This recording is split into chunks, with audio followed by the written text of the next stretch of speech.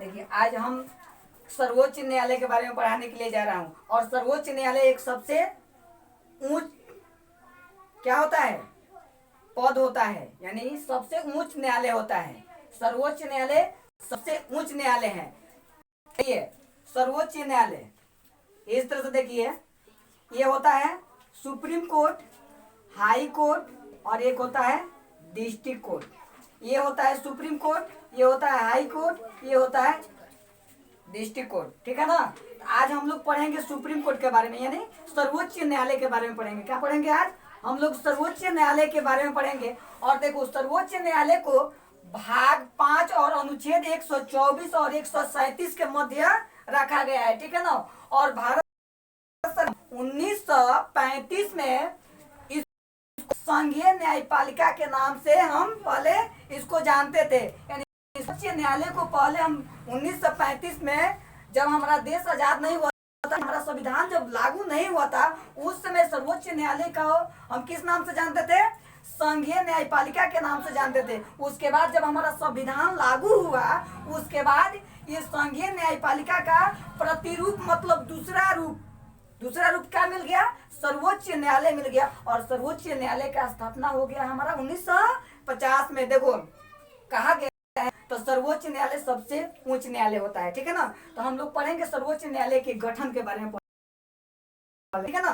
तो इसका गठन अनुच्छेद में इसको रखा गया है। सर्वोच्च न्यायालय का गठन अनुच्छेद 124 और भाग 1 में रखा गया है। और इसमें कहा गया है तो एक क्या होंगे? सुप्रीम कोर्ट के जज होंगे और बाकी 7 क्या होंगे? अन्य जज होंगे। और उस समय जजों की कुल संख्या कितना था? 8 था। ठीक है ना। और देखो सुप्रीम कोर्ट और हाई कोर्ट और डिस्ट्रिक्ट कोर्ट होता है ना। देखो इसमें सर्वोच्च न्यायालय के पद को घटाने और बढ़ाने का कार्य कौन करता है? ये संसद के द्वारा किया जाता है। सुप्रीम कोर्ट यानी उसको कहते हैं सर्वोच्च न्यायालय। और सर्वोच्च न्यायालय के पदों को घटाने और बढ़ाने का कार्य कौन करता है? संसद करता है। अभी वर्तमान में अगर पूछा जाए तो सर्वोच्च न्यायालय के कुल कितनी संख्या है? सर्वोच्च न्यायालय के पदों के यानी उसकी सीटों की संख्या कितना है? 34 है। जिस 34 में क्या है? एक सर्वोच्च न्यायालय यानी एक सुप्रीम कोर्ट के जज है और बाकी ठीक है ना 33 को अन्य जज है और एक क्या है? सुप्रीम कोर्ट के जज है। कुल न्यायाधीशों की संख्या कितना है? 34 है। ठीक है ना। और ये 34 कब तक हुए हैं? 2018 में के तहत हुए हैं अभी वर्तमान में। ठीक है ना। उसके बाद हम लोग पढ़ेंगे सर्वोच्च न्यायालय के नियुक्ति के बारे में। तो सर्वोच्च न्यायालय की नियुक्ति कैसी होती है? तो सर्वोच्च न्यायालय की नियुक्ति अनुच्छेद 124 और भाग 2 में किया गया है। ठीक है ना। किसका? सर्वोच्च न्यायालय की नियुक्ति। ठीक है ना। और सर्वोच्च न्यायालय की नियुक्ति कौन करते हैं? राष्ट्रपति करते हैं। ठीक है ना। कौन करते हैं? राष्ट्रपति करते हैं। किसके सलाह पर? यानी सुप्रीम कोर्ट के जज के सलाह पर राष्ट्रपति किसको नियुक्ति करते हैं? सर्वोच्च न्यायालय के नियुक्ति करते हैं। ठीक है ना। और देखो अभी देखा जाए तो अभी एक जो है ये कॉलेजियम। और कॉलेजियम का मतलब ये होता है तो कोई एक क्या होंगे? सुप्रीम कोर्ट के जज होंगे और 4 को क्या होंगे? अन्य जज होंगे। उसके माध्यम से भी सर्वोच्च न्यायालय के गठन यानी नियुक्ति हम क्या कर सकते हैं। ठीक है ना। उसके बाद हम लोग पढ़ेंगे सर्वोच्च न्यायालय यानी सुप्रीम कोर्ट के जज बनने के लिए। ठीक है ना। आप लोगों के पास या हमारे पास कौन कौन से योग्यता होना चाहिए? तो सबसे पहला योग्यता क्या होना चाहिए? सर्वोच्च न्यायालय के जज बनने के लिए पहला योग्यता आपके अंदर क्या होना चाहिए? आपको भारत का नागरिक होना चाहिए। सबसे पहले क्या होना चाहिए? आपको भारत का नागरिक होना चाहिए। और दूसरा बिंदु क्या होना चाहिए?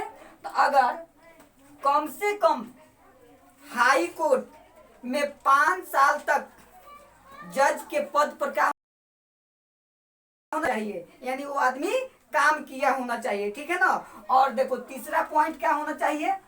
देखो कम से कम हाई कोर्ट में 10 साल तक वो आदमी क्या किया होगा?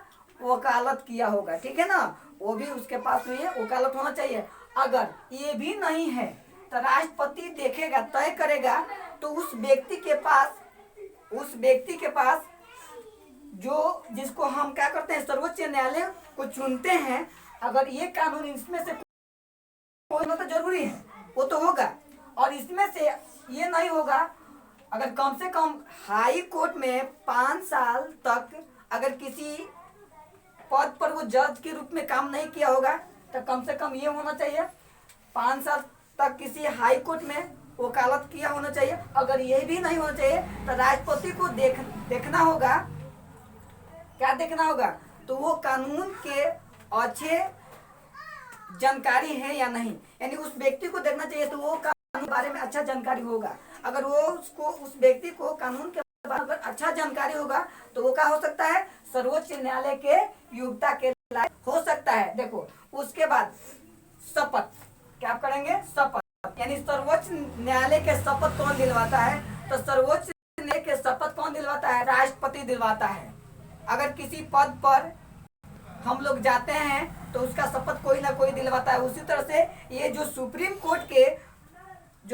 कोर्ट के न्यायालय यानी जज का नियुक्ति कौन करता है, ये राष्ट्रपति करते हैं, वो शपथ दिलवाते हैं। वो अगर उस जज अपने उस कुर्सी पर वो बैठना नहीं चाहता है, उससे त्याग पत्र देना चाहता है, तो क्या करेगा, यानी सर्वोच्च न्यायालय किसको अपना त्याग पत्र दे सकता है, वो राष्ट्रपति को अपना त्याग पत्र दे सकता है, ठीक है ना। बाकी बाई चांस देखते हो जब कोई नेता लोग आपस में विरोध करते हैं और कहते हैं तो नहीं इस सर्वोच्च न्यायालय के इस पद से क्या किया जाए, हटा दिया जाए, तो भाई हटाने का विधि भी होता है। तो उस हटाने का विधि यही है, तो संसद में हम लोग क्या करेंगे, एक संसद में बैठक होगा, क्या होगा, एक संसद में क्या होगा, बैठक होगा। उस संसद में किन किन आदमियों का बैठक होता है, 2 आदमियों का बैठक होता है, एक होता है राज्यसभा और एक होता है लोकसभा, ठीक है ना। अगर लोकसभा अगर आवाज उठाए तो नहीं ये सर्वोच्च न्यायालय के पद पर जो बैठे हैं जज, इसको हम क्या कर सकते हैं, हटा सकते हैं।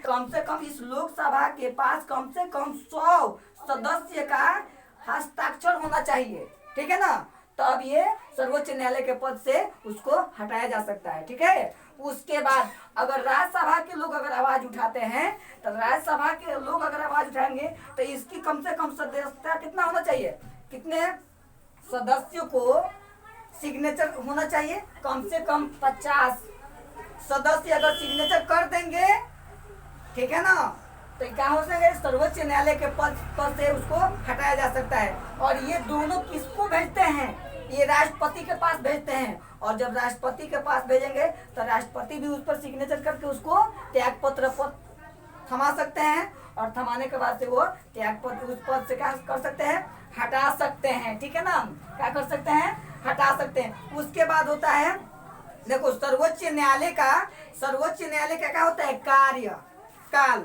सर्वोच्च न्यायालय का कार्यकाल। अगर कोई सर्वोच्च न्यायालय के जज वो 65 वर्ष के हो गए हैं तो उस पद जा सकता है।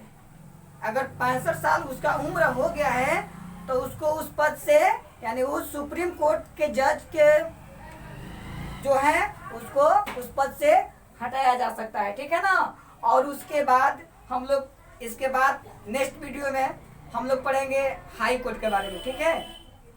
स्टार्ट कर दो।